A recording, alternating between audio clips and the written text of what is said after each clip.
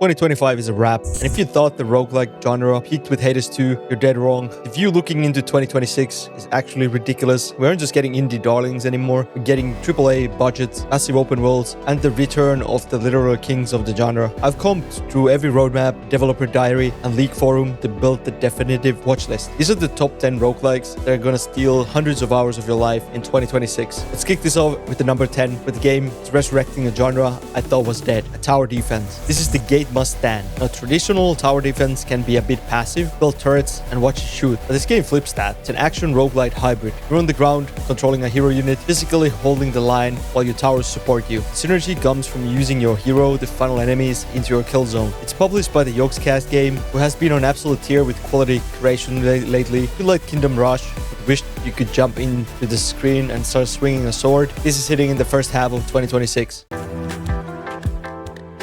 At number 9, we have the dad game renaissance. After Baladro took over the world with poker, Infinite Sweeper is here to come for you, Minesweeper Addiction. The concept is brilliant in its simplicity, clearing grids to progress through a dungeon, but the board fights back. It's not just the logic, it's about risk management. There are boss battles that happen on the grid. You have to decide, do I make the safe move? Yes, or do I take the 50-50 guess to deal damage to the boss? It enters the market in the first half of the year, and I predict this is going to be the podcast game of 2026. Game you play on a second monitor until you realize it's 3 a.m. When at last the chaos of battle. Number 8 is for the people who want to see thousands of numbers flying on the screen. Tears of Metal. This is a Scottish medieval fantasy that asks a specific question. What if Dynasty Warriors was a roguelike? Unique hook here is the life mechanic. You don't just have a health bar, you have a battalion. As you fight, your soldiers die, your battalion is wiped out, the run is over. Turns your army into resource you have to spend carefully. It was supposed to drop late in 25, but the devs push it to the Q1 2026. Optimize the engine with those massive enemy hordes. The wait looks worth it.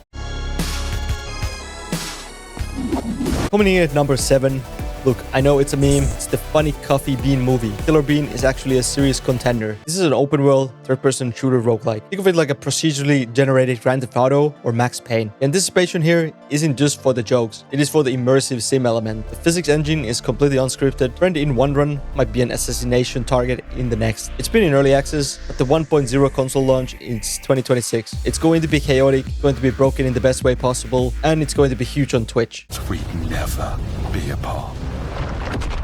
At number 6, we have the only true AAA budget title on this list. From Housemarque Q, the studio behind Returnal, comes Saros. Returnal proved that high-fidelity graphics and roguelike loops can work on console. A lot of people bounced off it because it was too punishing. You lost almost everything when you died. Saros is the answer to that. It's focusing heavily on permanent progression. You're building a suit, upgrading weapons, and carrying power forward. It drops April 13th as a PlayStation exclusive. You want that next-gen visual spectacle with gameplay loops that actually respect your time? This is going to be the one. Breaking into the top 5, we have a spin-off from one of the best co-op games ever made, Deep Rock Galactic Rogue Core. The original Deep Rock is about mining and resource gathering. The Rogue Core throws that out of the window. This is a pure hardcore dungeon crawler. You start with the basic suit and scavenge abilities on site. Much faster, much more lethal, entirely focused on combat builds. Launching early access in Q1 or Q2. If you loved the gunplay of Deep Rock but hated spending 20 minutes hitting rocks with a pickaxe, this game was made specifically for you. Streets of Rogue 2. Number 4 is the most ambitious game on this list, Streets of Rogue 2. Developer Matt Dabrowski decided to make the sequel an open-world sandbox 100 times bigger than the original. It's basically an immersive sim playground. You want to play as a vampire who can't enter buildings without invitation? You can. You want to be a pacifist hacker who wins the election by rigging votes? You can. It hit early access late last year, but the 1.0 full release is a big event for 2026. Sheer freedom here is unmatched by anything else in the genre. And not only adds things like new weapons, trinkets and gifts, but a brand new biome. Into the top 3. This is where we get the heavy hitters. Number 3 is Windblown from Motion Twin. These are the Dead Cell devs. They know how to make a combat feel good. But Windblown is faster. It makes Dead Cell look like it was moving in a slow motion. USP here is 3D isometric perspective and the co-op synergy. When you die, your teammates can absorb your memories, get your weapon passives. It's been cooking in early access, but 2026 is the 1.0 launch. If you want a pure adrenaline and skill-based combat, this is the best in class.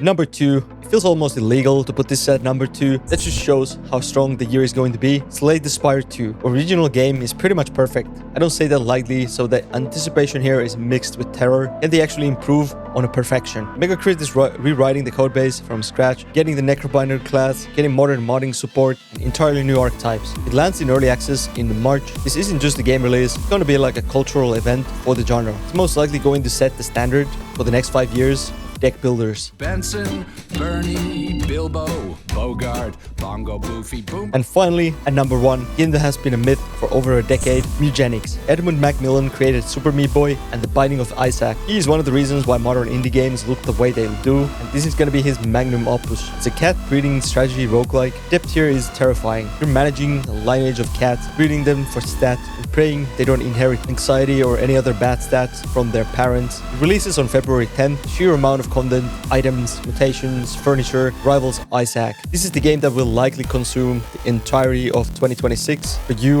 and for me. So there it is, the 2026 roadmap from breeding cats to slaying spires. Now, I want to hear from you. Which of these 10 is the one that you're most likely going to be picking up? Drop a comment with your pick. I'm definitely going to be playing Mewgenics. Very excited for that. If you found this video helpful, give it a like, subscribe to my channel. Really helps me out. Thanks for watching. Catch you in the next one. Bye-bye.